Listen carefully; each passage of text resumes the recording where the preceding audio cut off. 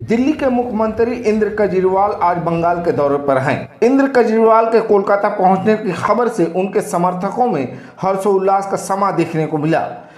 इंद्र केजरीवाल के कोलकाता पहुंचने पर पश्चिम बंगाल के सीएम ममता बनर्जी ने उनका स्वागत किया। ममता बनर्जी ने इंद्र केजरीवाल के साथ नंबर 9 में बैठक की। इंद्र केजरीवाल के साथ पंजाब के सीएम भगवंत मान, आम आदमी पार्टी के नेता संजय सिंह भी उपस्थित थे। ममता बनर्जी के साथ इंद्र केजरीवाल की यह बैठक 2024 में होने वाले चुनाव में बीजेपी के खिलाफ एक रणनीति मानी जा रही है।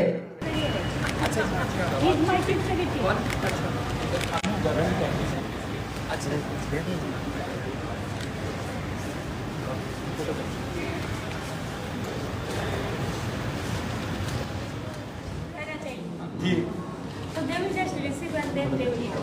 I went to Gurudwara yesterday to inform them. আমাদের একটা কার্টিসি মিটিং ছিল এবং সাথে বিশেষ করে দিল্লির উপরে সারা ভারতবর্ষে অপোজিশন পলিটিক্যাল পার্টির উপরে যে एट्रोसिटीज चलছে, जो एट्रोसिटीज चल रहा है, हर ऑपोजिशन पॉलिटिकल पार्टी स्टेट को ईमानदारी से जनता को, चुने हुए लोगों को काम करने नहीं देता है। इवन अरविंद जी का, गवर्नमेंट का, हम तो सुप्रीम कोर्ट को इज्जत करते हैं। Only Supreme Court can save the country, save this country now it is. Even media is purchased. They want to control the judiciary, they want to control all the agencies. इसी के लिए हम लोगों ने आपस में बैठे बातचीत किए और जो सुप्रीम कोर्ट वर्डिक्ट देने का बाद भी जो ऑर्डिनेंस लेके आया सेंट्रल गवर्नमेंट दिल्ली गवर्नमेंट का खिलाफ में, हमारा पार्टी के लिए, मैं सब पार्टी को अपील करेंगे कि अगर हर पार्टी हम एक साथ में अपोजिशन हो सकता है, दिस इज द मौका है, तो एक बहुत बड़ा मैसेज जाएगा देश के लिए कि हम बीजेपी को राज्यसभा में हरा सकते हैं, तो ऑर्डिनेंस भी जा सकता है। ये बीजेपी को हराने के लिए 24 से पहले एक बहुत मौका मिल गया।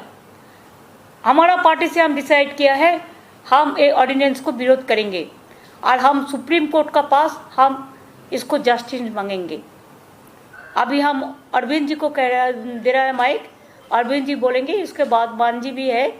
इसका बाद अगर आपका लोगों का कोई क्वेश्चन है तो जरूर हम लोग कोशिश करेंगे। सबसे पहले मैं दीदी को बहुत बहुत शुक्रिया अदा करना चाहता हूँ।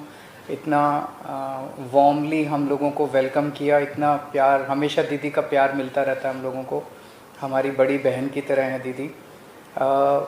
आज कलकत्ता मेरा इसलिए आना हुआ क्योंकि आप सब लोग जानते हैं जब हमारी 2015 में सरकार बनी थी पहली बार दिल्ली में, जैसे ही हमारी सरकार बनी, इन लोगों ने नोटिफिकेशन, केंद्र सरकार ने नोटिफिकेशन पास करके, एक नोटिफिकेशन, सिंपल नोटिफिकेशन पास करके दिल्ली की चुनी हुई सरकार की सारी पावर्स छीन ली कि हम किसी ऑफिसर की ट्रांसफ़र पोस्टिंग नहीं कर सकते, अगर कोई ऑफिसर गलत काम करे तो हम उसकी डिसिप्लिनरी प्रोसीडिंग नहीं कर सकते, ये सारी पावर हमसे छीन ली। 8 साल तक दिल्ली के लोगों ने संघर्ष किया, हम सुप्रीम कोर्ट गए। 8 साल के संघर्ष के बाद सुप्रीम कोर्ट ने हमारे पक्ष में ऑर्डर किया, दिल्ली की जनता जीत गई। लेकिन जैसे ही ऑर्डर आया सुप्रीम कोर्ट का, 1 हफ्ते के बाद इन्होंने ऑर्डिनेंस लाके जो सुप्रीम कोर्ट का ऑर्डर था उसको उन्होंने पलट दिया, और उस दिन पलटा जिस दिन सुप्रीम कोर्ट वेकेशन पे जा रहा था। इसका मतलब इनके दिल में काला था, इन्हें पता था कि अगर सुप्रीम कोर्ट होता तो अगले दिन उसके ऊपर स्टे लग जाता, तो इनका ऑर्डिनेंस गलत है। इन लोगों ने जिस तरह से डेमोक्रेसी का मजाक बना दिया है, जहाँ भी 3 तरीके से ये चुनी हुई सरकारों को तंग कर रहे हैं। एक, पहली चीज़ कि जहाँ पे बीजेपी की सरकार नहीं बनती वहाँ ये एमएलए खरीद के सरकार गिरा देते हैं उस पार्टी की और अपनी बीजेपी की सरकार बना लेते हैं।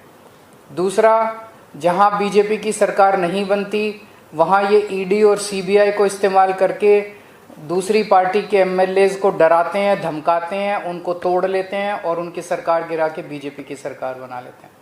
तीसरा, जहां बीजेपी की सरकार नहीं बनती वहां कानून का गलत इस्तेमाल करके, गवर्नर के ज़रिए ऑर्डिनेंस पास करके, ये तरह तरह से उस नॉन बीजेपी गवर्नमेंट को काम ही नहीं करने देते। हमने वेस्ट बंगाल में भी देखा गवर्नर कैसे तंग कर रहे हैं, हमने वहाँ भी देखा, पंजाब में भी देख रहे हैं, जो पूरे तमिलनाडु में देख रहे हैं, तेलंगाना में देख रहे हैं किस तरह से गवर्नर तंग कर रहे हैं। और अब दिल्ली के अंदर इन्होंने जो किया वो तो बिल्कुल ही जनतंत्र के खिलाफ है।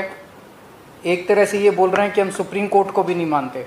तो ये इनको बहुत ज़्यादा अहंकार हो गया है, और अहंकार जब हो जाता है आदमी को तो फिर वो बहुत स्वार्थी हो जाता है, फिर वो देश के बारे में नहीं सोचता। तो मैं समझता हूँ कि आने वाले समय में देश की जनता को ये देख के अब इस अहंकारी सरकार को हटाना चाहिए। तो एक तो मैं दीदी का शुक्रिया अदा करना चाहता हूँ कि राज्यसभा के अंदर इन्होंने कहा कि हम सपोर्ट करेंगे, और मैं समझता हूँ कि अगर राज्यसभा में ये बिल गिर जाता है तो ये एक तरह से सेमीफाइनल हो जाएगा 2024 का। और मैं अब भगवंत मान जी को रिक्वेस्ट करता हूँ। बहुत बहुत धन्यवाद। सबसे पहले ममता दीदी, मैं पहली बार बंगाल में आया हूँ और इतना इन्होंने हमें मान सम्मान दिया, और उसके लिए मैं धन्यवाद करता हूँ। आपका नाम भी तो मान है। Thank you. और सेंट्रल हॉल में बहुत बार मिलते रहे।